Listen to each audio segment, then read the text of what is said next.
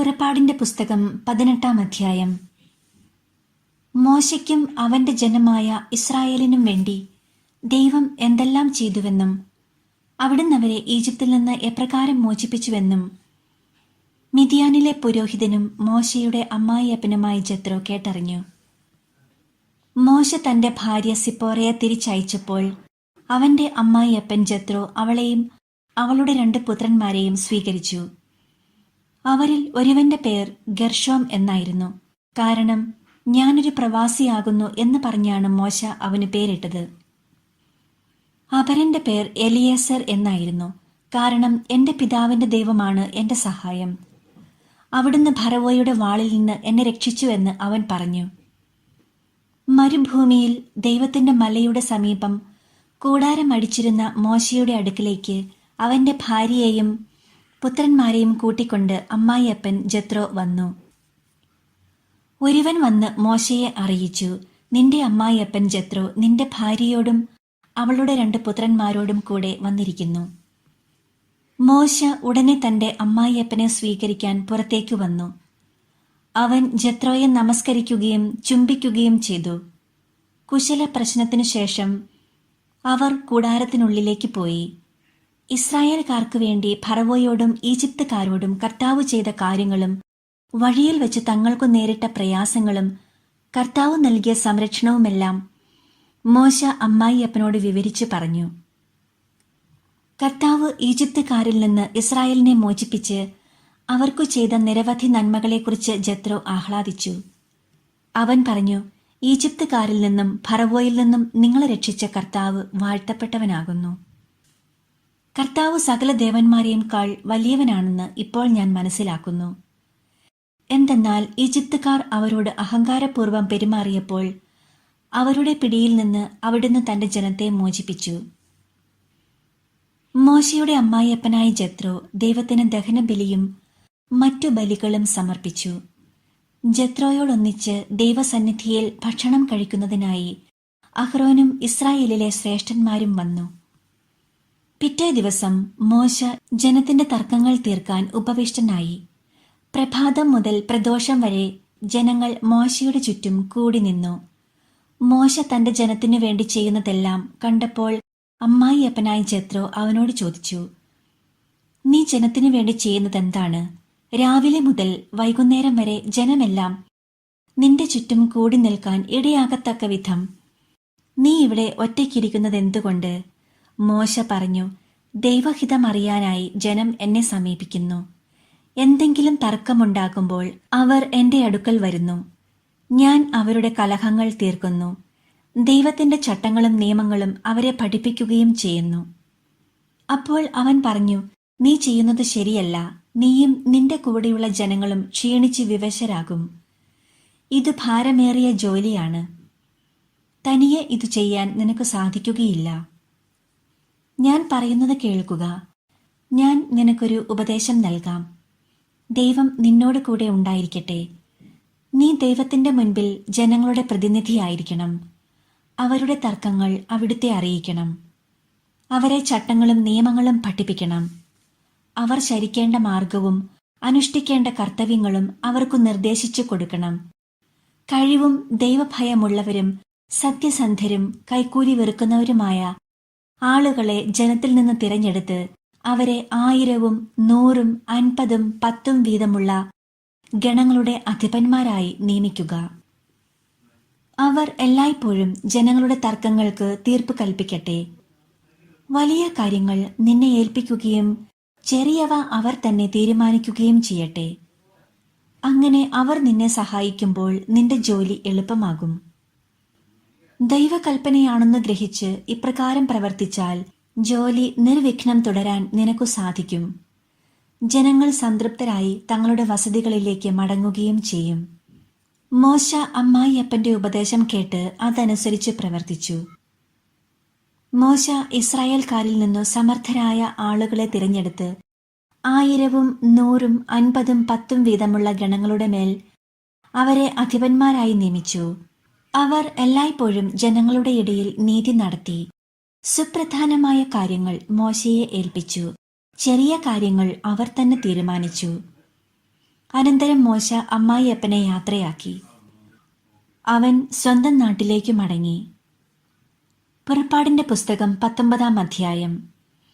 ഈജിപ്തിൽ നിന്ന് പുറപ്പെട്ടതിന്റെ 3-ാം മാസം 1-ാം ദിവസം ഇസ്രായേൽക്കാർ സീനായ് മരുഭൂമിയിലെത്തി. അവർ റഫീദീമിൽ നിന്ന് പുറപ്പെട്ട് സീനായ് മരുഭൂമിയിൽ പ്രവേശിച്ച് മലയുടെ മുൻവശത്ത് പാളയമടിച്ചു. മോശ ദൈവസന്നിധിയിലേക്കു കയറി ചെന്നു.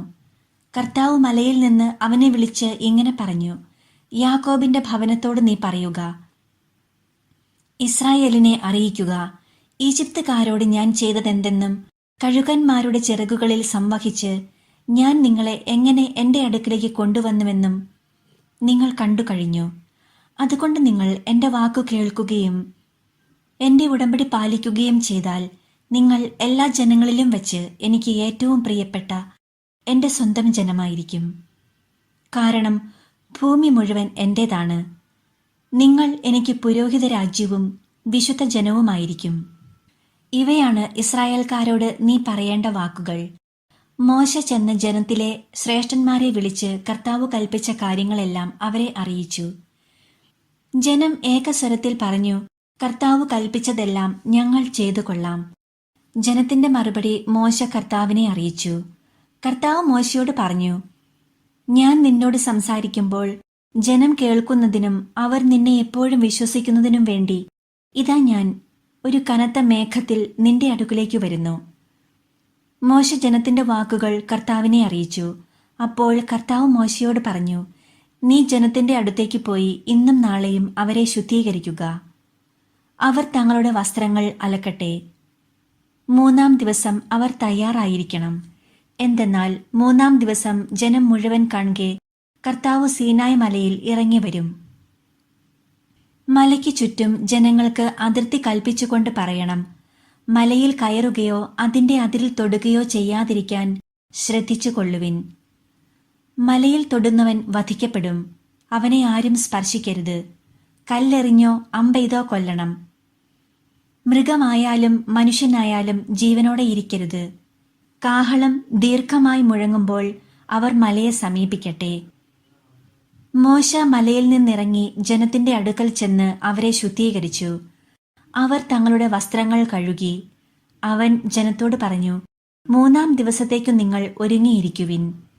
ആരും സ്ത്രീയെ സമീപിക്കരുത്.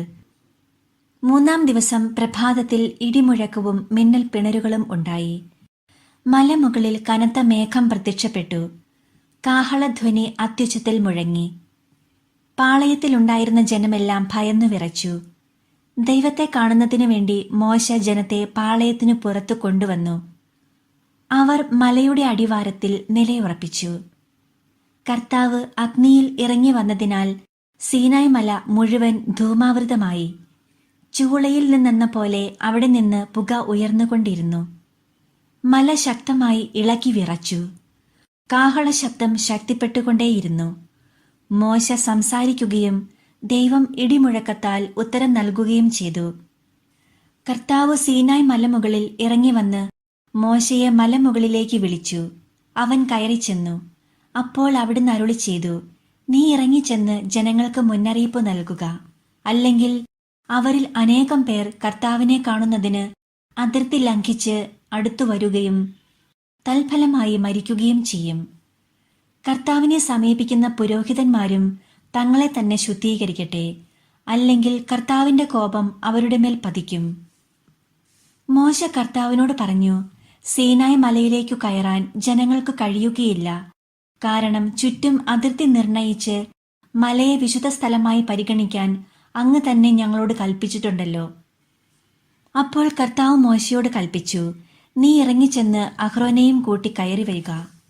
എന്നാൽ പുരോഹിതന്മാരും ജനങ്ങളും അതിർത്തി ലംഘിച്ച് കർത്താവിനെ സമീപിക്കാതിരിക്കട്ടെ. സമീപിച്ചാൽ കർത്താവിന്റെ കോപം അവരുടെ മേൽ പതിക്കും. മോശ ഇറങ്ങിച്ചെന്ന് ജനത്തോട് സംസാരിച്ചു. പുറപ്പാടിന്റെ പുസ്തകം 20-ാം അധ്യായം. ദൈവം അരുളി ചെയ്ത വചനങ്ങളാണിവ. അടിമത്തത്തിന്റെ ഭവനമായ ഈജിപ്തിൽ നിന്ന് നിന്നെ പുറത്തു കൊണ്ടുവന്ന ഞാനാണ് നിന്റെ ദൈവമായ കർത്താവ്. ഞാനല്ലാതെ വേറെ ദേവന്മാർ നിനക്കുണ്ടാകരുത്. മുകളിൽ ആകാശത്തിലോ താഴെ ഭൂമിയിലോ ഭൂമിക്കടിയിലോ ജലത്തിലോ ഉള്ള ഒന്നിന്റെയും പ്രതിമയോ സ്വരൂപമോ നീ നിർമ്മിക്കരുത്. അവയ്ക്കു മുൻപിൽ പ്രണമിക്കുകയോ അവയെ ആരാധിക്കുകയോ ചെയ്യരുത്. എന്തെന്നാൽ ഞാൻ നിന്റെ ദൈവമായ കർത്താവ് അസഹിഷ്ണുവായ ദൈവമാണ്. എന്നെ വെറുക്കുന്ന പിതാക്കന്മാരുടെ കുറ്റങ്ങൾക്ക് അവരുടെ മക്കളെ 3 4 തലമുറ വരെ ഞാൻ ശിക്ഷിക്കും. എന്നാൽ എന്നെ സ്നേഹിക്കുകയും എന്റെ കൽപ്പനകൾ പാലിക്കുകയും ചെയ്യുന്നവരോട് 1000 തലമുറകൾ വരെ ഞാൻ കരുണ കാണിക്കും. നിന്റെ ദൈവമായ കർത്താവിന്റെ നാമം വൃഥ ഉപയോഗിക്കരുത്. തന്റെ നാമം വൃഥ ഉപയോഗിക്കുന്നവനെ കർത്താവ് ശിക്ഷിക്കാതെ വിടുകയില്ല. സാബത്ത് വിശുദ്ധ ദിനമായി ആചരിക്കണമെന്ന് ഓർമ്മിക്കുക. 6 ദിവസം അധ്വാനിക്കുക, എല്ലാ ജോലികളും ചെയ്യുക. എന്നാൽ 7-ാം ദിവസം നിന്റെ ദൈവമായ കർത്താവിന്റെ സാബത്താണ്. അന്ന് നീയോ നിന്റെ മകനോ മകളോ ദാസനോ ദാസിയോ നിന്റെ മൃഗങ്ങളോ നിന്നോടൊത്ത് വസിക്കുന്ന പരദേശിയോ ഒരു വേലയും ചെയ്യരുത്. എന്തെന്നാൽ കർത്താവ് 6 ദിവസം കൊണ്ട് ആകാശവും ഭൂമിയും സമുദ്രവും അവയിലുള്ള സമസ്തവും സൃഷ്ടിക്കുകയും 7-ാം ദിവസം വിശ്രമിക്കുകയും ചെയ്തു. അങ്ങനെ അവിടുന്ന് സാബത്തു ദിനത്തെ അനുഗ്രഹിക്കുകയും വിശുദ്ധീകരിക്കുകയും ചെയ്തു. നിന്റെ ദൈവമായ കർത്താവ് തരുന്ന രാജ്യത്ത് നീ ദീർഘകാലം ജീവിച്ചിരിക്കേണ്ടതിന് നിന്റെ പിതാവിനെയും മാതാവിനെയും ബഹുമാനിക്കുക. കൊല്ലരുത്, വ്യഭിചാരം ചെയ്യരുത്, മോഷ്ടിക്കരുത്, അയൽക്കാരനെതിരായി വ്യാജസാക്ഷ്യം നൽകരുത്, അയൽക്കാരന്റെ ഭവനം മോഹിക്കരുത്, അയൽക്കാരന്റെ ഭാര്യയെയോ ദാസനെയോ ദാസിയെയോ കാളയെയോ കഴുതയെയോ അവന്റെ മറ്റെന്തെങ്കിലുമോ മോഹിക്കരുത്. ഇടിമുഴക്കവും കാഹളധ്വനിയും കേൾക്കുകയും മിന്നൽ പിണരുകളും മലയിൽ നിന്നുയരുന്ന പുകയും കാണുകയും ചെയ്തപ്പോൾ ജനമെല്ലാം ഭയന്നു വിറച്ച് അകലെ മാറി നിന്നു. അവർ മോശയോട് പറഞ്ഞു, നീ തന്നെ ഞങ്ങളോട് സംസാരിച്ചാൽ മതി, ഞങ്ങൾ കേട്ടുകൊള്ളാം. ദൈവം ഞങ്ങളോട് സംസാരിക്കാതിരിക്കട്ടെ, അവിടുന്ന് സംസാരിച്ചാൽ ഞങ്ങൾ മരിച്ചു പോകും. അപ്പോൾ മോശ ജനത്തോട് പറഞ്ഞു, ഭയപ്പെടേണ്ട, നിങ്ങളെ പരീക്ഷിക്കുന്നതിനും പാപം ചെയ്യാതിരിക്കാൻ വേണ്ടി നിങ്ങളിൽ ദൈവഭയം ഉളവാക്കുന്നതിനുമായിട്ടാണ് ദൈവം വന്നിരിക്കുന്നത്. ജനം അകലെ മാറി നിന്നു. ദൈവം സന്നിഹിതനായിരുന്ന കനത്ത മേഘത്തെ മോശ സമീപിച്ചു. കർത്താവ് മോശയോട് പറഞ്ഞു, ഇസ്രായേൽക്കാരോട് പറയുക, ഞാൻ ആകാശത്ത് നിന്ന് നിങ്ങളോട് സംസാരിച്ചത് നിങ്ങൾ തന്നെ കണ്ടല്ലോ. നിങ്ങൾ വെള്ളി കൊണ്ട് എനിക്കൊപ്പം ദേവന്മാരെ നിർമ്മിക്കരുത്, സ്വർണം കൊണ്ടും ദേവന്മാരെ ഉണ്ടാക്കരുത്. നിങ്ങൾ എനിക്ക് മണ്ണുകൊണ്ട് ഒരു ബലിപീഠം ഉണ്ടാക്കണം. അതിന്മേൽ ആടുകളെയും കാളകളെയും ദഹനബലികളും സമാധാന ബലികളുമായി അർപ്പിക്കണം. എന്റെ നാമം അനുസ്മരിക്കാൻ ഞാൻ ഇടവരുത്തുന്നിടത്തെല്ലാം ഞാൻ നിങ്ങളുടെ അടുക്കിലേക്ക് വന്ന് നിങ്ങളെ അനുഗ്രഹിക്കും. കല്ലുകൊണ്ടുള്ള ബലിപീഠമാണ് എനിക്കായി ഉണ്ടാക്കുന്നതെങ്കിൽ കൊത്തിയ കല്ലുകൊണ്ട് അത് പണിയരുത്.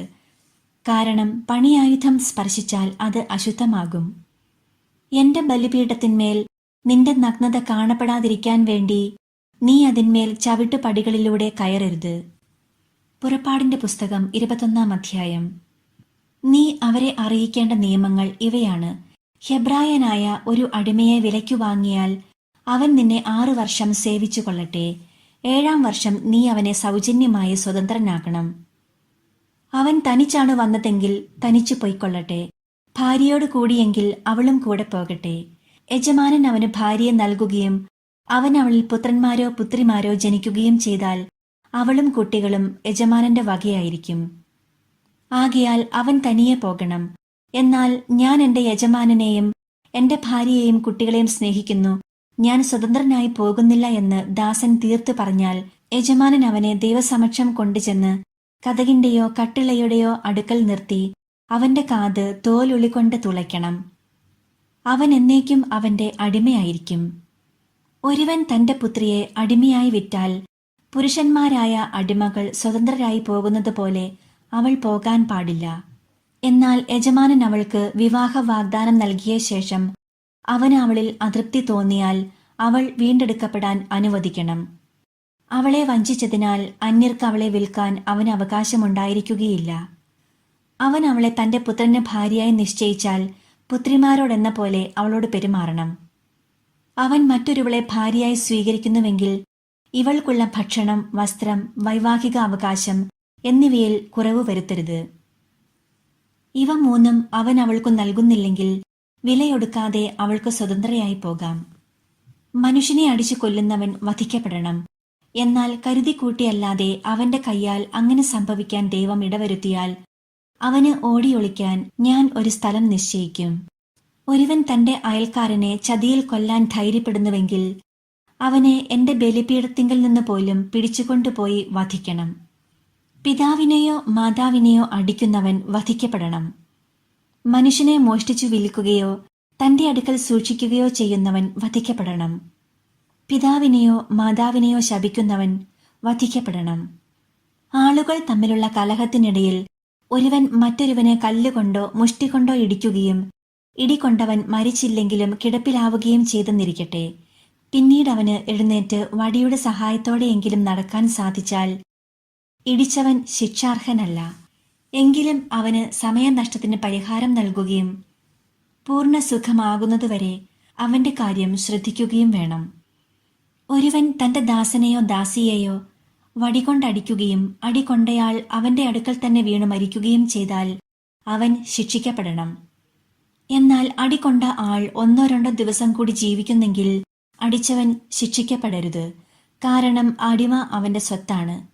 ആളുകൾ കലഹിക്കുന്നതിനിടയിൽ ഒരു ഗർഭിണിക്ക് ദേഹോപദ്രവമേൽക്കുകയാൽ ഗർഭഛിദ്രത്തിനിടയാവുകയും എന്നാൽ മറ്റപകടമൊന്നും സംഭവിക്കാതിരിക്കുകയും ചെയ്യുന്ന പക്ഷം അവളുടെ ഭർത്താവ് ആവശ്യപ്പെടുകയും ന്യായാധിപന്മാർ നിശ്ചയിക്കുകയും ചെയ്യുന്ന തുക അവളെ ഉപദ്രവിച്ച ആൾ പിഴയായി നൽകണം.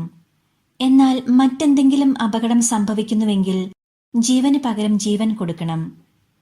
കണ്ണിന് പകരം കണ്ണ്, പല്ലിന് പകരം പല്ല്, കൈക്ക് പകരം കൈ, കാലിന് പകരം കാല്, പൊള്ളലിന് പകരം പൊള്ളൽ, മുറിവിന് പകരം മുറിവ്, പ്രഹരത്തിന് പകരം പ്രഹരം.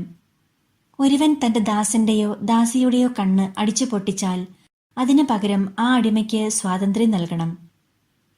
ഒരുവൻ തന്റെ ദാസന്റെയോ ദാസിയുടെയോ പല്ല് അടിച്ചു പറിച്ചാൽ അതിനു പകരം ആ അടിമയ്ക്ക് സ്വാതന്ത്ര്യം നൽകണം. ഒരു കാള ഒരു പുരുഷനെയോ സ്ത്രീയെയോ കുത്തിക്കൊലപ്പെടുത്തിയാൽ അതിനെ കല്ലെറിഞ്ഞു കൊല്ലണം. ആരും അതിന്റെ മാംസം ഭക്ഷിക്കരുത്. കാളയുടെ ഉടമസ്ഥൻ നിരപരാധനായിരിക്കും.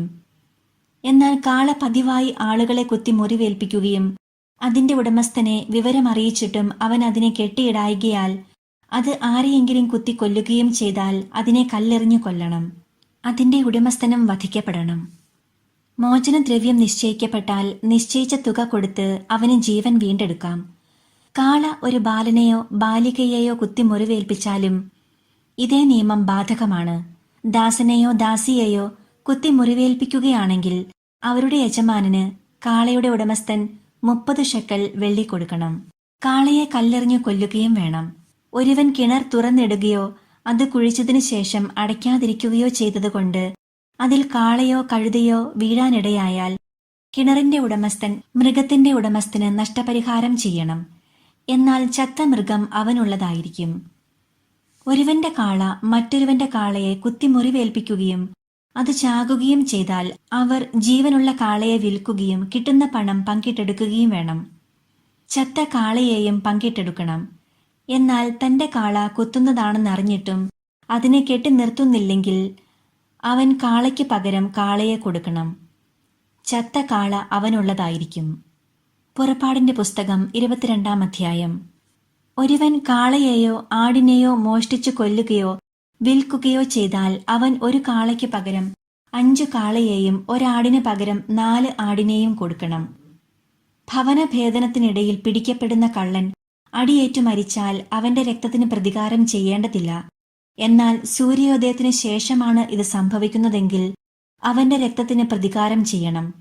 മോഷ്ടിച്ച വസ്തു മുഴുവൻ മോഷ്ടാവ് തിരിച്ചു കൊടുക്കണം. അവന്റെ കൈവശം ഒന്നുമില്ലെങ്കിൽ അവനെ വിറ്റ് നഷ്ടം ഈടാക്കണം.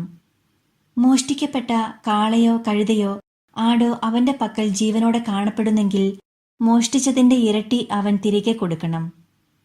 ഒരുവൻ മറ്റൊരുവന്റെ വയലിലോ മുന്തിരിത്തോട്ടത്തിലോ തന്റെ കന്നുകാലികളെ മേയിക്കുകയോ അവയെ അഴിച്ചുവിട്ട് മറ്റൊരുവന്റെ വയലിൽ മേയാനിടയാക്കുകയോ ചെയ്താൽ അവൻ തന്റെ വയലിലും മുന്തിരിത്തോട്ടത്തിലും നിന്നുള്ള ഏറ്റവും നല്ല വിളവ് നഷ്ടപരിഹാരമായി കൊടുക്കണം.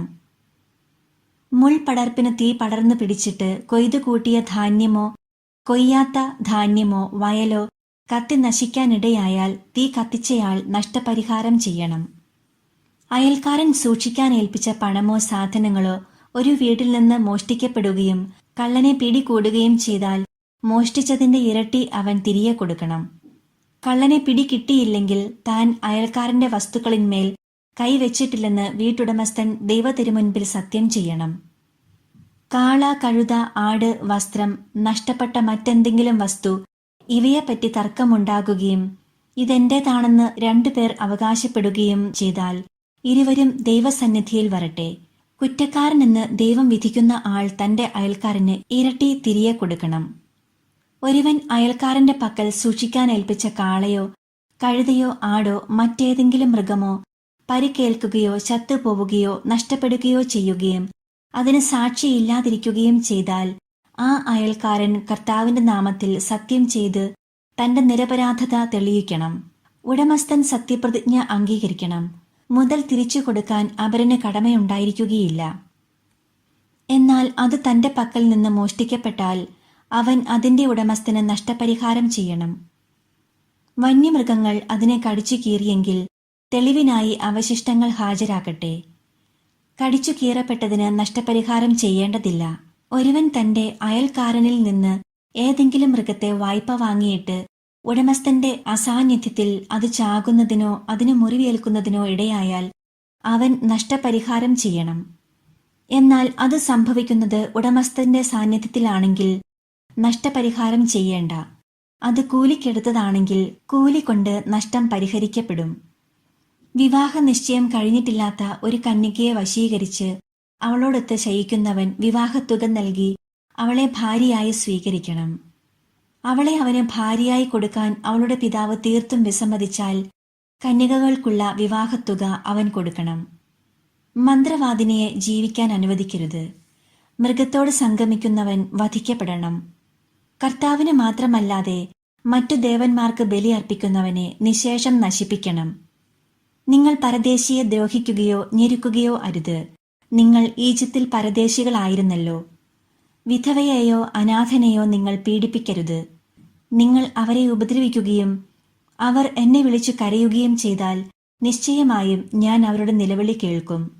എന്റെ കോപം ജ്വലിക്കുകയും നിങ്ങളെ ഞാൻ വാൾ കൊണ്ട് വധിക്കുകയും ചെയ്യും. അപ്പോൾ നിങ്ങളുടെ ഭാര്യമാർ വിധവകളും നിങ്ങളുടെ മക്കൾ അനാഥരുമായി തീരും. നിന്നോടൊന്നിച്ചു വസിക്കുന്ന എന്റെ ജനത്തിൽ ദരിദ്രരായ ആർക്കെങ്കിലും നീ വായ്പ കൊടുത്താൽ പലിശയ്ക്ക് കടം കൊടുക്കുന്നവനെ പോലെ പെരുമാറരുത്. അവരിൽ നിന്ന് പലിശ ഈടാക്കുകയുമരുത്.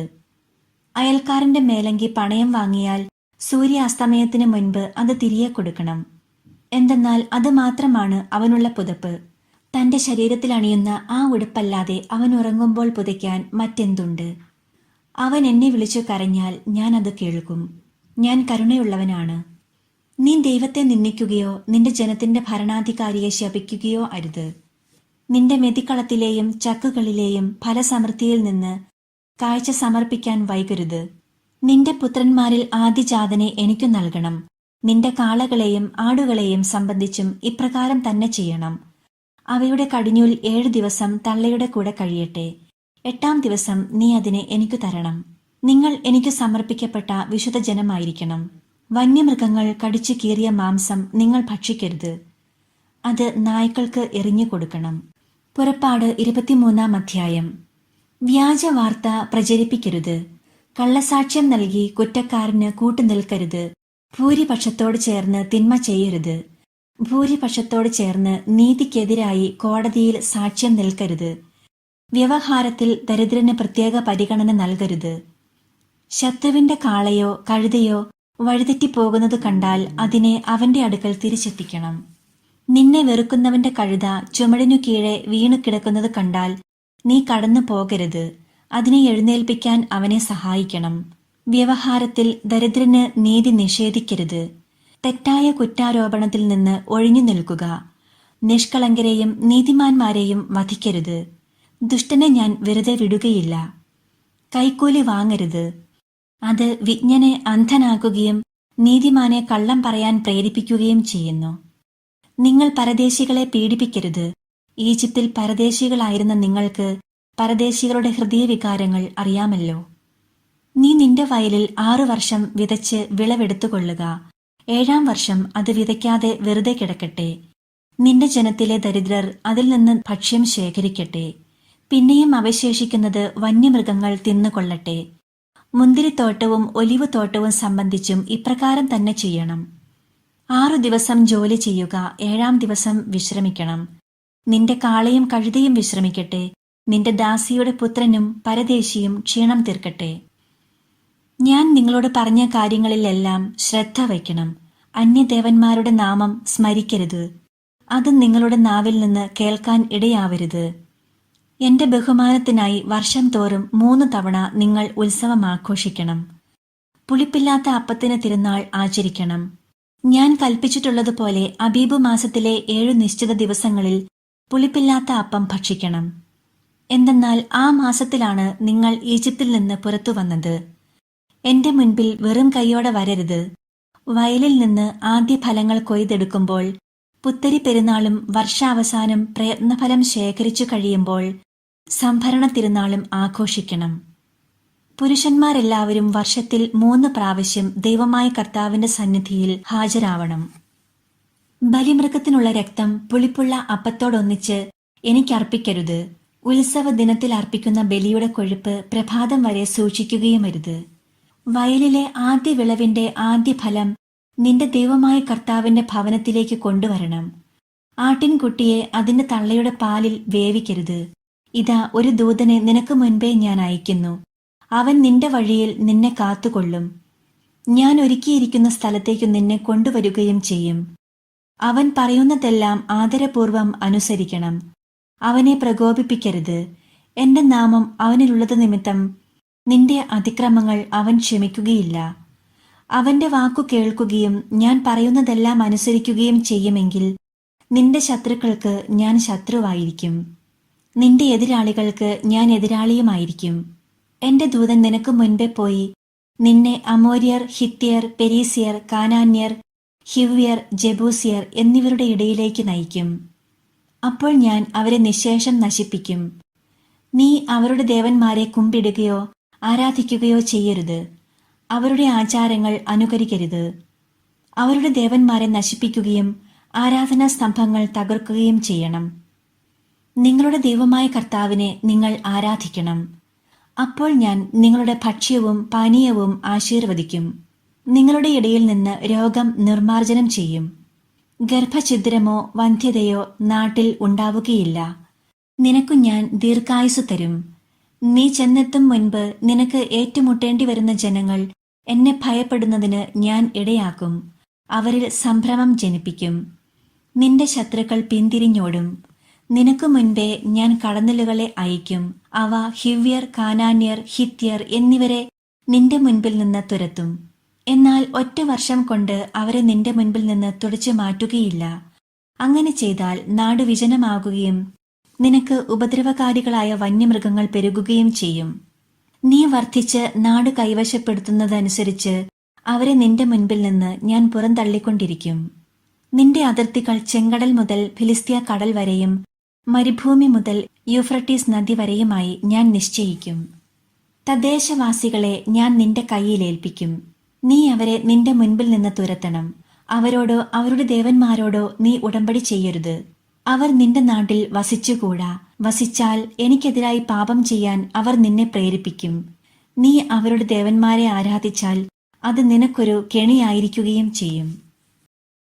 പുറപ്പാടിന്റെ പുസ്തകം 24-ാം അധ്യായം. കർത്താവ് മോശയോട് അരുളി ചെയ്തു, നീയും അഹ്റോനും നാദാബും അബിഹുവും ഇസ്രായേലിലെ 70 ശ്രേഷ്ഠന്മാരും കൂടി കർത്താവിന്റെ അടുക്കിലേക്കു കയറി വരുവിൻ. മോശ മാത്രം കർത്താവിനെ സമീപിക്കട്ടെ, മറ്റുള്ളവർ സമീപിക്കരുത്. ജനം അവനോടൊപ്പം കയറി വരികയുമരുത്. മോശ ചെന്ന് കർത്താവിന്റെ എല്ലാ വാക്കുകളും നിയമങ്ങളും ജനത്തെ അറിയിച്ചു. കർത്താവ് കൽപ്പിച്ച കാര്യങ്ങളെല്ലാം തങ്ങൾ ചെയ്യുമെന്ന് അവർ ഏകസ്വരത്തിൽ മറുപടി പറഞ്ഞു. മോശ കർത്താവിന്റെ വാക്കുകളെല്ലാം എഴുതിവച്ചു.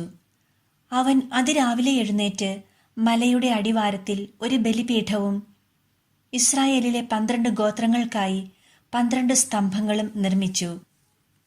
അവൻ അയച്ച ഇസ്രായേൽ യുവാക്കന്മാർ കർത്താവിനു ദഹനബലികളും കാളകളെ കൊണ്ടുള്ള സമാധാന ബലികളും അർപ്പിച്ചു. മോശ ബലിയുടെ രക്തത്തിൽ പകുതി പാത്രങ്ങളിലാക്കുകയും പകുതി ബലിപീഠത്തിന്മേൽ തളിക്കുകയും ചെയ്തു. അനന്തരം ഉടമ്പടി ഗ്രന്ഥമെടുത്ത് ജനങ്ങൾ കേൾക്കെ വായിച്ചു. അപ്പോൾ അവർ പറഞ്ഞു, കർത്താവ് കൽപ്പിച്ചതെല്ലാം ഞങ്ങൾ ചെയ്യും, ഞങ്ങൾ അനുസരണമുള്ളവരായിരിക്കും. അപ്പോൾ മോശ രക്തമെടുത്ത് ജനങ്ങളുടെ മേൽ തളിച്ചുകൊണ്ട് പറഞ്ഞു, ഈ വചനങ്ങളെല്ലാം ആധാരമാക്കി കർത്താവ് നിങ്ങളോട് ചെയ്ത ഉടമ്പടിയുടെ രക്തമാകുന്നു ഇത്. അനന്തരം മോശയും അഹ്റോനും നാദാബും അബിഹുവും ഇസ്രായേൽ ശ്രേഷ്ഠന്മാർ 70 പേരും മലമുകളിലേക്ക് കയറിപ്പോയി. അവർ ഇസ്രായേലിന്റെ ദൈവത്തെ കണ്ടു. ആകാശതുല്യം പ്രകാശമാനമായ ഇന്ദ്രനീല കൽത്തളം പോലെ എന്തോ ഒന്ന് അവിടുത്തെ പാദങ്ങളുടെ താഴെ കാണപ്പെട്ടു. ഇസ്രായേൽ ശ്രേഷ്ഠന്മാരായ അവരുടെ മേൽ അവിടുന്ന് കൈവച്ചില്ല. അവർ ദൈവത്തെ കണ്ടു. അനന്തരം ഭക്ഷിക്കുകയും പാനം ചെയ്യുകയും ചെയ്തു. കർത്താവ് മോശയോട് അരുളി ചെയ്തു, മലമുകളിൽ എൻ്റെ സമീപത്തേക്ക് കയറി വന്ന് കാത്തുനിൽക്കുക. ഞാൻ നിയമങ്ങളും കൽപ്പനകളും എഴുതിയ കൽപ്പലകകൾ നിനക്കു തരാം. നീ അവ ജനത്തെ പഠിപ്പിക്കണം. മോശ തന്റെ സേവകനായ ജോഷുവായോട് കൂടെ എഴുന്നേറ്റ് മോശ ദൈവത്തിന്റെ മലയിലേക്ക് കയറി. അവൻ ശ്രേഷ്ഠന്മാരോട് പറഞ്ഞു, ഞങ്ങൾ മടങ്ങി വരുന്നതുവരെ നിങ്ങൾ ഇവിടെ കാത്തു നിൽക്കുവിൻ. അഹ്റോനും ഹൂറും നിങ്ങളോട് കൂടെ ഉണ്ടല്ലോ. എന്തെങ്കിലും പ്രശ്നമുണ്ടായാൽ അവരെ സമീപിക്കുവിൻ. മോശ മലയിലേക്കു കയറിപ്പോയി. അപ്പോൾ ഒരു മേഘം മലയെ ആവരണം ചെയ്തു. കർത്താവിന്റെ മഹത്വം സീനായ് മലയിൽ ആവസിച്ചു. 6 ദിവസത്തേക്ക് ഒരു മേഘം മലയെ മൂടിയിരുന്നു. 7-ാം ദിവസം മേഘത്തിൽ നിന്ന് കർത്താവ് മോശയെ വിളിച്ചു. മലമുകളിൽ കർത്താവിന്റെ മഹത്വം ദഹിപ്പിക്കുന്ന അഗ്നിക്ക് തുല്യം ഇസ്രായേല്യർക്ക് കാണപ്പെട്ടു. മോശ മേഘത്തിന്റെ ഉള്ളിൽ കടന്ന് മലമുകളിലേക്കു കയറി. 40 രാവും 40 പകലും അവൻ മലമുകളിലായിരുന്നു. സങ്കീർത്തനങ്ങൾ 40-ാം അധ്യായം. ഞാൻ ക്ഷമാപൂർവം കർത്താവിനെ കാത്തിരുന്നു. അവിടുന്ന് ചെവി ചായിച്ച് എൻ്റെ നിലവിളി കേട്ടു. ഭീകരമായ ഗർത്തത്തിൽ നിന്നും കുഴഞ്ഞ ചേറ്റിൽ നിന്നും അവിടുന്ന് എന്നെ കരകയറ്റി. എൻ്റെ പാദങ്ങൾ പാറയിൽ ഉറപ്പിച്ചു, കാൽവയ്പ്പുകൾ സുരക്ഷിതമാക്കി. അവിടുന്ന് ഒരു പുതിയ ഗാനം എൻ്റെ അധരങ്ങളിൽ നിക്ഷേപിച്ചു. നമ്മുടെ ദൈവത്തിന് ഒരു സ്തോത്രഗീതം. പലരും കണ്ടു ഭയപ്പെടുകയും കർത്താവിൽ ശരണം വയ്ക്കുകയും ചെയ്യും. കർത്താവിനെ ആശ്രയിക്കുന്നവൻ ഭാഗ്യവാൻ. വഴിതെറ്റി വ്യാജദേവന്മാരെ അനുഗമിക്കുന്ന അഹങ്കാരികളിലേക്ക് അവൻ തിരിയുന്നില്ല. ദൈവമായ അങ്ങ് എത്ര അത്ഭുതങ്ങൾ ഞങ്ങൾക്കു വേണ്ടി പ്രവർത്തിച്ചു. ഞങ്ങളുടെ കാര്യത്തിൽ അങ്ങ് എത്ര ശ്രദ്ധാലുവായിരുന്നു. അങ്ങയ്ക്ക് തുല്യനായി ആരുമില്ല. ഞാൻ അവയെ വിവരിക്കാനും പ്രഘോഷിക്കാനും തുനിഞ്ഞാൽ അവ അസംഖ്യമാണല്ലോ. ബലികളും കാഴ്ചകളും അവിടുന്ന് ആഗ്രഹിക്കുന്നില്ല. എന്നാൽ അവിടുന്ന് എൻ്റെ കാതുകൾ തുറന്നു തന്നു. ദഹനബലിയും പാപപരിഹാര ബലിയും അവിടുന്ന് ആവശ്യപ്പെട്ടില്ല. അപ്പോൾ ഞാൻ പറഞ്ഞു, ഇതാ ഞാൻ വരുന്നു. പുസ്തക ചുരുളിൽ എന്നെപ്പറ്റി എഴുതിയിട്ടുണ്ട്. എൻ്റെ ദൈവമേ, അങ്ങയുടെ ഹിതം നിറവേറ്റുകയാണ് എൻ്റെ സന്തോഷം. അങ്ങയുടെ നിയമം എൻ്റെ ഹൃദയത്തിലുണ്ട്. ഞാൻ മഹാസഭയിൽ വിമോചനത്തിൻ്റെ സന്തോഷവാർത്ത അറിയിച്ചു. കർത്താവെ, അങ്ങേക്കറിയാവുന്നതുപോലെ ഞാൻ എൻ്റെ അധരങ്ങളെ അടക്കി നിർത്തിയില്ല. അവിടുത്തെ രക്ഷാകരമായ സഹായത്തെ ഞാൻ ഹൃദയത്തിൽ ഒളിച്ചു വച്ചിട്ടില്ല. അങ്ങയുടെ വിശ്വസ്തതയെയും രക്ഷയെയും പറ്റി ഞാൻ സംസാരിച്ചു. അവിടുത്തെ കാരുണ്യവും വിശ്വസ്തതയും മഹാസഭയിൽ ഞാൻ മറച്ചുവച്ചില്ല. കർത്താവെ, അങ്ങയുടെ കാരുണ്യം എന്നിൽ നിന്ന് പിൻവലിക്കരുതേ. അവിടുത്തെ സ്നേഹവും വിശ്വസ്തതയും എന്നെ സംരക്ഷിക്കട്ടെ. എണ്ണമറ്റ അനർത്ഥങ്ങൾ എന്നെ ചുറ്റിയിരിക്കുന്നു. എൻ്റെ കാഴ്ച നഷ്ടപ്പെടത്തക്ക വിധം എൻ്റെ ദുഷ്കൃത്യങ്ങൾ എന്നെ പൊതിഞ്ഞു. അവ എൻ്റെ തലമുടി ഇഴകളേക്കാൾ അധികമാണ്. എനിക്ക് ധൈര്യം നഷ്ടപ്പെടുന്നു. കർത്താവെ, എന്നെ മോചിപ്പിക്കാൻ കനിവുണ്ടാകണമേ. കർത്താവെ, എന്നെ സഹായിക്കാൻ വേഗം വരണമേ. എൻ്റെ ജീവൻ അപഹരിക്കാൻ ശ്രമിക്കുന്നവർ ലജ്ജിച്ച് പരിഭ്രാന്തരാകട്ടെ. എനിക്ക് ദ്രോഹം ആഗ്രഹിക്കുന്നവർ അപമാനിതരായി പിന്തിരിയട്ടെ. ഹാ ഹാ എന്ന് എന്നെ പരിഹസിച്ചു പറയുന്നവർ ലജ്ജ കൊണ്ട് സ്തബ്ധരാകട്ടെ. അങ്ങയെ അന്വേഷിക്കുന്നവർ അങ്ങയിൽ സന്തോഷിച്ചുല്ലസിക്കട്ടെ. അങ്ങയുടെ രക്ഷയെ സ്നേഹിക്കുന്നവർ കർത്താവ് വലിയവനാണെന്ന് നിരന്തരം ഉദ്ഘോഷിക്കട്ടെ. ഞാൻ ദരിദ്രനും പാവപ്പെട്ടവനുമാണ്, എങ്കിലും കർത്താവിന് എന്നെപ്പറ്റി കരുതലുണ്ട്. അങ്ങ് എൻ്റെ സഹായകനും വിമോചകനുമാണ്. എൻ്റെ ദൈവമേ, വൈകരുതേ. സങ്കീർത്തനങ്ങൾ 41 അധ്യായം. ദരിദ്രരോട് ദയ കാണിക്കുന്നവൻ ഭാഗ്യവാൻ. കഷ്ടതയുടെ നാളുകളിൽ അവനെ കർത്താവ് രക്ഷിക്കും. കർത്താവ് അവനെ പരിപാലിക്കുകയും അവന്റെ ജീവൻ സംരക്ഷിക്കുകയും ചെയ്യും. അവൻ ഭൂമിയിൽ അനുഗ്രഹീതനായിരിക്കും. അവിടുന്ന് അവനെ ശത്രുക്കൾക്ക് വിട്ടുകൊടുക്കുകയില്ല. കർത്താവ് അവന് രോഗശയ്യയിൽ ആശ്വാസം പകരും. അവിടുന്ന് അവന് രോഗശാന്തി നൽകും. ഞാൻ പറഞ്ഞു, കർത്താവെ, എന്നോട് കൃപ തോന്നണമേ, എന്നെ സുഖപ്പെടുത്തണമേ. ഞാൻ അങ്ങയ്ക്കെതിരായി പാപം ചെയ്തു പോയി. എൻ്റെ ശത്രുക്കൾ എന്നെക്കുറിച്ച് ദുഷ്ടതയോടെ പറയുന്നു. അവൻ എപ്പോൾ മരിക്കും? അവൻ്റെ നാമം എപ്പോൾ ഇല്ലാതാകും? എന്നെ കാണാൻ വരുന്നവൻ പൊള്ളവാക്കുകൾ പറയുന്നു, എന്നാൽ ഹൃദയത്തിൽ തിന്മ നിരൂപിക്കുന്നു. അവൻ പുറത്തിറങ്ങി അത് പറഞ്ഞു പരത്തുന്നു. എന്നെ വെറുക്കുന്നവർ ഒന്നുചേർന്ന് എന്നെക്കുറിച്ച് പിറുപിറുക്കുന്നു. അവർ എന്നെ അങ്ങേയറ്റം ദ്രോഹിക്കാൻ വട്ടം കൂട്ടുന്നു. മാരകമായ വ്യാധി അവനെ പിടികൂടിയിരിക്കുന്നു. അവൻ ഇനി എഴുന്നേൽക്കുകയില്ല എന്ന് അവർ പറയുന്നു. ഞാൻ വിശ്വസിച്ചവനും എൻ്റെ ഭക്ഷണത്തിൽ പങ്കുചേർന്നവനുമായ എൻ്റെ പ്രാണസ്നേഹിതൻ പോലും എനിക്കെതിരായി കുതികാലുയർത്തിയിരിക്കുന്നു. കർത്താവെ, എന്നോട് കൃപ തോന്നണമേ, എന്നെ എഴുന്നേൽപ്പിക്കണമേ. ഞാൻ അവരോട് പകരം ചോദിക്കട്ടെ. എൻ്റെ ശത്രു എൻ്റെ മേൽ വിജയം നേടിയില്ല. അതിനാൽ അവിടുന്ന് എന്നിൽ പ്രസാദിച്ചിരിക്കുന്നുവെന്ന് ഞാൻ അറിയുന്നു. എന്നാൽ എൻ്റെ നിഷ്കളങ്കത നിമിത്തം അവിടുന്ന് എന്നെ താങ്ങുകയും എന്നേക്കുമായി അങ്ങയുടെ സന്നിധിയിൽ ഉറപ്പിച്ചു നിർത്തുകയും ചെയ്തു. ഇസ്രായേലിൻ്റെ ദൈവമായ കർത്താവ് എന്നേക്കും വാഴ്ത്തപ്പെടട്ടെ. ആമേൻ, ആമേൻ. സങ്കീർത്തനങ്ങൾ 42 അധ്യായം. നീർച്ചാൽ തേടുന്ന മാൻപേടയെപ്പോലെ ദൈവമേ, എൻ്റെ ഹൃദയം അങ്ങയെ തേടുന്നു. എൻ്റെ ഹൃദയം ദൈവത്തിനായി ദാഹിക്കുന്നു, ജീവിക്കുന്ന ദൈവത്തിനു വേണ്ടി തന്നെ. എപ്പോഴാണ് എനിക്കു ദൈവസന്നിധിയിലെത്തി അവിടുത്തെ കാണാൻ കഴിയുക? രാപകൽ കണ്ണീർ എൻ്റെ ഭക്ഷണമായി. എവിടെ നിന്റെ ദൈവമെന്ന് ഓരോരുത്തർ നിരന്തരം എന്നോട് ചോദിച്ചു. ജനക്കൂട്ടത്തോടൊപ്പം ഞാൻ പോയി. ദേവാലയത്തിലേക്ക് ഞാൻ അവരെ ഘോഷയാത്രയായി നയിച്ചു. ആഹ്ലാദ ആരവവും കൃതജ്ഞതാഗീതങ്ങളും ഉയർന്നു. ജനം ആർത്തുല്ലസിച്ചു. ഹൃദയം പൊട്ടിക്കരയുമ്പോൾ ഞാൻ ഇതെല്ലാം ഓർക്കുന്നു. എൻ്റെ ആത്മാവേ, നീ എന്തിനു വിഷാദിക്കുന്നു? നീ എന്തിനു നെടുവീർപ്പെടുന്നു? ദൈവത്തിൽ പ്രത്യാശ വയ്ക്കുക. എൻ്റെ സഹായവും ദൈവവുമായ അവിടുത്തെ ഞാൻ വീണ്ടും പുകഴ്ത്തും. എൻ്റെ ആത്മാവ് വിഷാദം പൂണ്ടിരിക്കുന്നു. അതിനാൽ ജോർദാൻ പ്രദേശത്തും ഹെർമോണിലും മിസാർ മലയിലും വെച്ച് അങ്ങയെ ഞാൻ അനുസ്മരിക്കുന്നു. അങ്ങയുടെ വെള്ളച്ചാട്ടങ്ങളുടെ ഇരമ്പൽ കൊണ്ട് ആഴം ആഴത്തെ വിളിക്കുന്നു.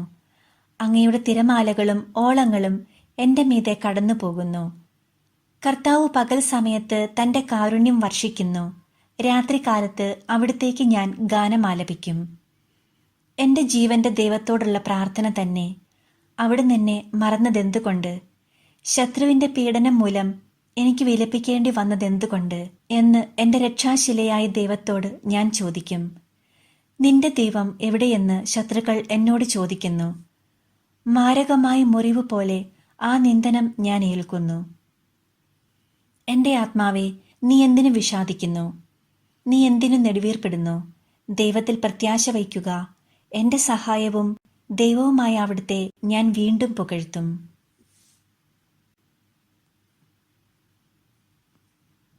വിശുദ്ധ മത്തായി എഴുതിയ സുവിശേഷം 27 അധ്യായം. പ്രഭാതമായപ്പോൾ പ്രധാന പുരോഹിതന്മാരും ജനപ്രമാണികളും യേശുവിനെ വധിക്കേണ്ടതിന് അവനെതിരെ ആലോചന നടത്തി. അവർ അവനെ ബന്ധിച്ചു കൊണ്ടുപോയി ദേശാധിപതിയായ പീലാത്തോസിനെ ഏൽപ്പിച്ചു. അവനെ ഒറ്റിക്കൊടുത്ത യൂദാസ് അവൻ ശിക്ഷയ്ക്ക് വിധിക്കപ്പെട്ടു എന്നറിഞ്ഞപ്പോൾ പശ്ചാത്തപിച്ച് ആ 30 വെള്ളി നാണയങ്ങൾ പ്രധാന പുരോഹിതന്മാരെയും പ്രമാണിമാരെയും ഏൽപ്പിച്ചുകൊണ്ട് പറഞ്ഞു, നിഷ്കളങ്ക രക്തത്തെ ഒറ്റിക്കൊടുത്ത് ഞാൻ പാപം ചെയ്തിരിക്കുന്നു. അവർ അവനോട് പറഞ്ഞു, അതിനു ഞങ്ങൾക്കെന്ത്? അത് നിന്റെ കാര്യമാണ്. വെള്ളി നാണയങ്ങൾ ദേവാലയത്തിലേക്ക് വലിച്ചെറിഞ്ഞിട്ട് അവൻ പോയി കെട്ടിഞ്ഞാന്നു ചത്തു. പ്രധാന പുരോഹിതന്മാർ ആ വെള്ളി നാണയങ്ങൾ എടുത്തുകൊണ്ട് പറഞ്ഞു, ഇതു രക്തത്തിന്റെ വിലയാകയാൽ ഭണ്ഡാരത്തിൽ നിക്ഷേപിക്കുന്നത് അനുവദനീയമല്ല. അതുകൊണ്ട് അവർ കൂടിയാലോചിച്ച് ആ പണം കൊടുത്ത് വിദേശീയരെ സംസ്കരിക്കാൻ വേണ്ടി കുശവന്റെ പറമ്പ് വാങ്ങി. അത് ഇന്നും രക്തത്തിന്റെ പറമ്പ് എന്ന് അറിയപ്പെടുന്നു. പ്രവാചകനായ ജെറമിയ വഴി അരുളി ചെയ്യപ്പെട്ടത് അപ്പോൾ പൂർത്തിയായി. അവന്റെ വിലയായി ഇസ്രായേൽ മക്കൾ നിശ്ചയിച്ച 30 വെള്ളിനാണയങ്ങൾ എടുത്ത് കർത്താവ് എന്നോട് കൽപ്പിച്ചതുപോലെ അവർ കുശവന്റെ പറമ്പിനായി കൊടുത്തു. യേശു ദേശാധിപതിയുടെ മുൻപിൽ നിന്നു. ദേശാധിപതി ചോദിച്ചു, നീ യഹൂദന്മാരുടെ രാജാവാണോ? യേശു പറഞ്ഞു, നീ തന്നെ പറയുന്നുവല്ലോ. പ്രധാന പുരോഹിതന്മാരും പ്രമാണികളും അവന്റെ മേൽ കുറ്റം ആരോപിച്ചപ്പോൾ അവൻ ഒരു മറുപടിയും പറഞ്ഞില്ല. പീലാത്തോസ് വീണ്ടും ചോദിച്ചു, അവർ എന്തെല്ലാം കാര്യങ്ങൾ നിനക്കെതിരെ സാക്ഷ്യപ്പെടുത്തുന്നുവെന്ന് നീ കേൾക്കുന്നില്ലേ? എന്നാൽ അവൻ ഒരു ആരോപണത്തിന് പോലും മറുപടി പറഞ്ഞില്ല. തന്നിമിത്തം ദേശാധിപതി അത്യധികം ആശ്ചര്യപ്പെട്ടു. ജനക്കൂട്ടം ആഗ്രഹിക്കുന്ന ഒരു തടവുകാരനെ ദേശാധിപതി തിരുനാളിൽ അവർക്ക് വിട്ടുകൊടുക്കുക പതിവായിരുന്നു. അന്ന് അവർക്ക് ബറാബാസ് എന്നു പേരുള്ള കുപ്രസിദ്ധനായ ഒരു തടവുപുള്ളി ഉണ്ടായിരുന്നു. അതുകൊണ്ട് അവർ ഒരുമിച്ച് കൂടിയപ്പോൾ പീലാത്തോസ് ചോദിച്ചു, ഞാൻ ആരെ വിട്ടുതരണമെന്നാണ് നിങ്ങൾ ആഗ്രഹിക്കുന്നത്? ബറാബാസിനെയോ ക്രിസ്തുവെന്ന് വിളിക്കപ്പെടുന്ന യേശുവിനെയോ? അസൂയ നിമിത്തമാണ് അവർ അവനെ ഏൽപ്പിച്ചു കൊടുത്തതെന്ന് അവൻ അറിഞ്ഞിരുന്നു. മാത്രമല്ല, അവൻ ന്യായാസനത്തിൽ ഉപവിഷ്ടനായിരിക്കുമ്പോൾ അവന്റെ ഭാര്യ അവന്റെ അടുത്തേക്ക് ആളയച്ച് അറിയിച്ചു, ആ നീതിമാന്റെ കാര്യത്തിൽ ഇടപെടരുത്. അവൻ മൂലം സ്വപ്നത്തിൽ ഇന്നു ഞാൻ വളരെയേറെ ക്ലേശിച്ചു. പ്രധാന പുരോഹിതന്മാരും പ്രമാണികളും ബറാബാസിനെ വിട്ടുതരാനും യേശുവിനെ നശിപ്പിക്കാനും ആവശ്യപ്പെടാൻ ജനങ്ങളെ പ്രേരിപ്പിച്ചു. ദേശാധിപതി വീണ്ടും അവരോട് ചോദിച്ചു, ഇവരിൽ ആരെ വിട്ടുതരണമെന്നാണ് നിങ്ങൾ ആഗ്രഹിക്കുന്നത്? അവർ പറഞ്ഞു, ബറാബാസിനെ.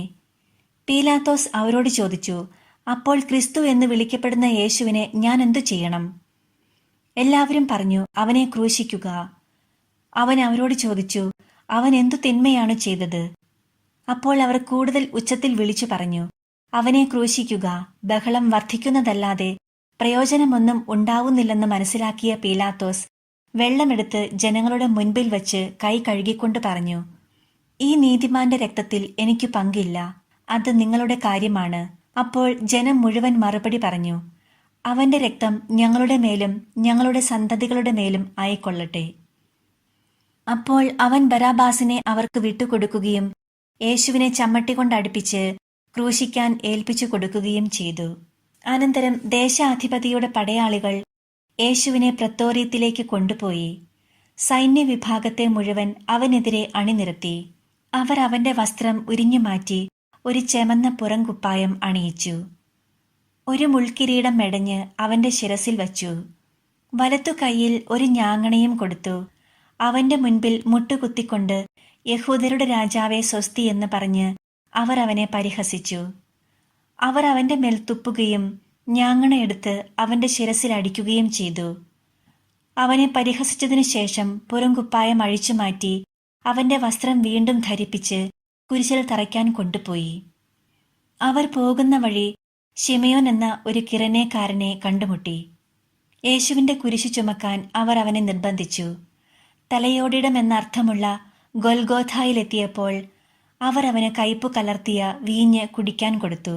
അവൻ അത് രുചിച്ചു നോക്കി, എങ്കിലും കുടിക്കാൻ ഇഷ്ടപ്പെട്ടില്ല. അവനെ കുരിശിൽ തറച്ചതിനു ശേഷം അവർ അവന്റെ വസ്ത്രങ്ങൾ കുറിയിട്ട് ഭാഗിച്ചെടുത്തു. അനന്തരം അവർ അവിടെ അവന് കാവലിരുന്നു. ഇവൻ യഹൂദരുടെ രാജാവായ യേശുവാണ് എന്ന ആരോപണം അവർ അവന്റെ ശിരസിനു മുകളിൽ എഴുതിവെച്ചു. അവനോട് കൂടെ 2 കവർച്ചക്കാരെയും അവർ കുരിശിൽ തറച്ചു, ഒരുവനെ വലത്തും അപരനെ ഇടത്തും. അതിലെ കടന്നുപോയവർ തല കുലുക്കിക്കൊണ്ട് അവനെ ദുഷിച്ചു പറഞ്ഞു, ദേവാലയം നശിപ്പിച്ച് 3 ദിവസം കൊണ്ട് അത് പണിയുന്നവനെ, നിന്നെ തന്നെ രക്ഷിക്കുക. നീ ദൈവപുത്രനാണെങ്കിൽ കുരിശിൽ നിന്നിറങ്ങി വരിക. അപ്രകാരം തന്നെ പ്രധാന പുരോഹിതന്മാർ നിയമജ്ഞരോടും പ്രമാണികളോടുമൊത്ത് അവനെ പരിഹസിച്ചുകൊണ്ട് പറഞ്ഞു, ഇവൻ മറ്റുള്ളവരെ രക്ഷിച്ചു, തന്നെ തന്നെ രക്ഷിക്കാൻ ഇവന് സാധിക്കുന്നില്ല. ഇവൻ ഇസ്രായേലിന്റെ രാജാവാണല്ലോ. കുരിശിൽ നിന്നിറങ്ങി വരട്ടെ, ഞങ്ങൾ ഇവനിൽ വിശ്വസിക്കാം. ഇവൻ ദൈവത്തിൽ ആശ്രയിച്ചു, വേണമെങ്കിൽ ദൈവം ഇവനെ രക്ഷിക്കട്ടെ. ഞാൻ ദൈവപുത്രനാണ് എന്നാണല്ലോ ഇവൻ പറഞ്ഞിരുന്നത്. അവനോടൊപ്പം ക്രൂശിക്കപ്പെട്ട കവർച്ചക്കാരും ഇപ്രകാരം തന്നെ അവനെ പരിഹസിച്ചു. 6-ാം മണിക്കൂർ മുതൽ 9-ാം മണിക്കൂർ വരെ ഭൂമിയിലെങ്ങും അന്ധകാരം വ്യാപിച്ചു. ഏകദേശം 9-ാം മണിക്കൂറായപ്പോൾ യേശു ഉച്ചത്തിൽ നിലവിളിച്ചു, ഏലി ഏലി ലമാ സബക്താനി, അതായത് എൻ്റെ ദൈവമേ, എൻ്റെ ദൈവമേ, എന്തുകൊണ്ട് നീ എന്നെ ഉപേക്ഷിച്ചു? അടുത്തു നിന്നിരുന്നവരിൽ ചിലർ ഇത് കേട്ട് പറഞ്ഞു, അവൻ ഏലിയായെ വിളിക്കുന്നു. ഉടനെ അവരിൽ ഒരാൾ ഓടിച്ചെന്ന് നീർപ്പഞ്ഞിയെടുത്ത് വിനാഗിരിയിൽ മുക്കി ഒരു ഞാങ്ങണമേൽ ചുറ്റി അവന് കുടിക്കാൻ കൊടുത്തു. അപ്പോൾ മറ്റുള്ളവർ പറഞ്ഞു, നിൽക്കൂ, ഏലിയ വന്ന് അവനെ രക്ഷിക്കുമോ എന്നു കാണട്ടെ. യേശു ഉച്ചത്തിൽ നിലവിളിച്ചുകൊണ്ട് ജീവൻ വെടിഞ്ഞു. അപ്പോൾ ദേവാലയത്തിലെ തിരശ്ശീല മുകൾ മുതൽ താഴെ വരെ 2ആയി കീറി. ഭൂമി കുലുങ്ങി, പാറകൾ പിളർന്നു, ശവകുടീരങ്ങൾ തുറക്കപ്പെട്ടു. നിദ്ര പ്രാപിച്ചിരുന്ന പല വിശുദ്ധന്മാരുടെയും ശരീരങ്ങൾ ഉയിർപ്പിക്കപ്പെട്ടു. അവന്റെ പുനരുത്ഥാനത്തിനു ശേഷം അവർ ശവകുടീരങ്ങളിൽ നിന്ന് പുറത്തുവന്ന് വിശുദ്ധ നഗരത്തിൽ പ്രവേശിച്ച് പലർക്കും പ്രത്യക്ഷപ്പെട്ടു. യേശുവിന് കാവൽ നിന്നിരുന്ന ശതാധിപനും അവന്റെ കൂടെ ഉണ്ടായിരുന്നവരും ഭൂകമ്പവും മറ്റു സംഭവങ്ങളും കണ്ട് അത്യധികം ഭയപ്പെട്ടു. സത്യമായും ഇവൻ ദൈവപുത്രനായിരുന്നുവെന്ന് പറഞ്ഞു. ഗലീലയിൽ നിന്ന് യേശുവിനെ അനുഗമിച്ചവരും അവന് ശുശ്രൂഷ ചെയ്തിരുന്നവരുമായ അനേകം സ്ത്രീകൾ അകലെ ഇക്കാര്യങ്ങൾ നോക്കിക്കൊണ്ട് നിന്നിരുന്നു. അക്കൂട്ടത്തിൽ മഗ്ദലേന മറിയവും യാക്കോബിന്റെയും ജോസഫിന്റെയും അമ്മയായ മറിയവും സെബദി പുത്രന്മാരുടെ അമ്മയും ഉണ്ടായിരുന്നു. വൈകുന്നേരമായപ്പോൾ അരമത്തിയാക്കാരൻ ജോസഫ് എന്ന ധനികൻ അവിടെയെത്തി. അവനും യേശുവിന് ശിഷ്യപ്പെട്ടിരുന്നു. അവൻ പീലാത്തോസിന്റെ അടുത്തു ചെന്ന് യേശുവിന്റെ ശരീരം ചോദിച്ചു. അത് അവന് വിട്ടുകൊടുക്കാൻ പീലാത്തോസ് കൽപ്പിച്ചു. ജോസഫ് ശരീരമെടുത്ത് ശുചിയായ ഒരു തുണിയിൽ പൊതിഞ്ഞ് പാറയിൽ വെട്ടിയുണ്ടാക്കിയ തന്റെ പുതിയ കല്ലറയിൽ സംസ്കരിച്ചു. കല്ലറയുടെ വാതിൽക്കൽ ഒരു വലിയ കല്ലുരുട്ടി വച്ചിട്ട് അവൻ പോയി. മഗ്ദലേന മറിയവും മറ്റേ മറിയവും ശവകുടീരത്തിന് അഭിമുഖമായി അവിടെ ഇരുന്നിരുന്നു. പിറ്റേ ദിവസം, അതായത് ഒരുക്ക ദിനത്തിന്റെ പിറ്റേന്ന്, പ്രധാന പുരോഹിതന്മാരും ഫരിസേയരും പീലാത്തോസിന്റെ അടുക്കൽ ഒരുമിച്ചുകൂടി. അവർ പറഞ്ഞു, യജമാനനെ, 3 ദിവസം കഴിഞ്ഞ് ഞാൻ ഉയിർത്തെഴുന്നേൽക്കുമെന്ന് ആ വഞ്ചകൻ ജീവിച്ചിരുന്നപ്പോൾ പറഞ്ഞത് ഞങ്ങൾ ഇപ്പോൾ ഓർമ്മിക്കുന്നു. അതിനാൽ 3-ാം ദിവസം വരെ ശവകുടീരത്തിന് കാവലേർപ്പെടുത്താൻ ആജ്ഞാപിക്കുക. അല്ലെങ്കിൽ അവന്റെ ശിഷ്യന്മാർ വന്ന് അവനെ മോഷ്ടിക്കുകയും അവൻ മരിച്ചവരിൽ നിന്ന് ഉത്ഥാനം ചെയ്തുവെന്ന് ജനങ്ങളോട് പറയുകയും ചെയ്തുവെന്ന് വരും. അങ്ങനെ അവസാനത്തെ വഞ്ചന ആദ്യത്തേതിനേക്കാൾ ഗുരുതരമായി തീരുകയും ചെയ്യും. പീലാത്തോസ് അവരോട് പറഞ്ഞു, നിങ്ങൾക്ക് ഒരു കാവൽ സേനയുണ്ടല്ലോ, പോയി നിങ്ങളുടെ കഴിവ് പോലെ കാത്തുകൊള്ളുവിൻ. അവർ പോയി കല്ലിന് മുദ്രവെച്ച് കാവൽക്കാരെ നിർത്തി കല്ലറ ഭദ്രമാക്കി. വിശുദ്ധ മത്തായിയുടെ സുവിശേഷം 28-ാം അധ്യായം. സാബത്തിനു ശേഷം ആഴ്ചയുടെ 1-ാം ദിവസം രാവിലെ മഗ്ദലേന മറിയവും മറ്റേ മറിയവും ശവകുടീരം സന്ദർശിക്കാൻ വന്നു. അപ്പോൾ വലിയ ഒരു ഭൂകമ്പമുണ്ടായി. കർത്താവിന്റെ ദൂതൻ സ്വർഗത്തിൽ നിന്നിറങ്ങി വന്ന് കല്ലുരുട്ടി മാറ്റി അതിന്മേലിരുന്നു. അവന്റെ രൂപം മിന്നൽ പിണർ പോലെ ആയിരുന്നു, വസ്ത്രം മഞ്ഞുപോലെ വെളുത്തതും. അവനെക്കുറിച്ചുള്ള ഭയം നിമിത്തം കാവൽക്കാർ വിറപ്പുണ്ട് മരിച്ചവരെ പോലെയായി. ദൂതൻ സ്ത്രീകളോട് പറഞ്ഞു, ഭയപ്പെടേണ്ട, ക്രൂശിക്കപ്പെട്ട യേശുവിനെയാണ് നിങ്ങൾ അന്വേഷിക്കുന്നതെന്ന് എനിക്കറിയാം. അവൻ ഇവിടെയില്ല. താൻ അരുളി ചെയ്തതുപോലെ അവൻ ഉയിർപ്പിക്കപ്പെട്ടു. അവൻ കിടന്ന സ്ഥലം വന്നു കാണുവിൻ. വേഗം പോയി അവന്റെ ശിഷ്യന്മാരോട് അവൻ മരിച്ചവരുടെ ഇടയിൽ നിന്ന് ഉയിർപ്പിക്കപ്പെട്ടെന്നും നിങ്ങൾക്ക് മുൻപേ ഗലീലയിലേക്ക് പോകുന്നെന്നും അവിടെ വെച്ച് നിങ്ങൾ അവനെ കാണുമെന്നും പറയുവിൻ. ഇതാ, ഇക്കാര്യം ഞാൻ നിങ്ങളോട് പറഞ്ഞിരിക്കുന്നു. അവർ കല്ലറ വിട്ട് ഭയത്തോടും വലിയ സന്തോഷത്തോടും കൂടെ ശിഷ്യന്മാരെ വിവരമറിയിക്കാൻ ഓടി. അപ്പോൾ യേശു എതിരെ വന്ന് അവരെ അഭിവാദനം ചെയ്തു. അവർ അവനെ സമീപിച്ച് പാദങ്ങളിൽ കെട്ടിപ്പിടിച്ച് ആരാധിച്ചു. യേശു അവരോട് പറഞ്ഞു, ഭയപ്പെടേണ്ട. നിങ്ങൾ ചെന്ന് എൻ്റെ സഹോദരന്മാരോട് ഗലീലയിലേക്ക് പോകണമെന്നും അവിടെ അവർ എന്നെ കാണുമെന്നും പറയുക. അവർ പോയപ്പോൾ കാവൽക്കാരിൽ ചിലർ പട്ടണത്തിൽ ചെന്ന് സംഭവിച്ചതെല്ലാം പ്രധാന പുരോഹിതന്മാരെ അറിയിച്ചു. അവരും പ്രമാണികളും കൂടി ആലോചിച്ചതിനു ശേഷം പടയാളികൾക്ക് വേണ്ടത്ര പണം കൊടുത്തിട്ട് പറഞ്ഞു, ഞങ്ങൾ ഉറങ്ങിയപ്പോൾ രാത്രിയിൽ അവന്റെ ശിഷ്യന്മാർ വന്ന് അവനെ മോഷ്ടിച്ചു കൊണ്ടുപോയി എന്ന് പറയുവിൻ. ദേശാധിപതി ഇതറിഞ്ഞാൽ ഞങ്ങൾ അവനെ സ്വാധീനിച്ച് നിങ്ങൾക്ക് ഉപദ്രവമുണ്ടാക്കാതെ നോക്കിക്കൊള്ളാം. അവർ പണം വാങ്ങി നിർദ്ദേശമനുസരിച്ച് പ്രവർത്തിച്ചു. ഇത് ഇന്നും യഹൂദരുടെ ഇടയിൽ പ്രചാരത്തിലിരിക്കുന്നു.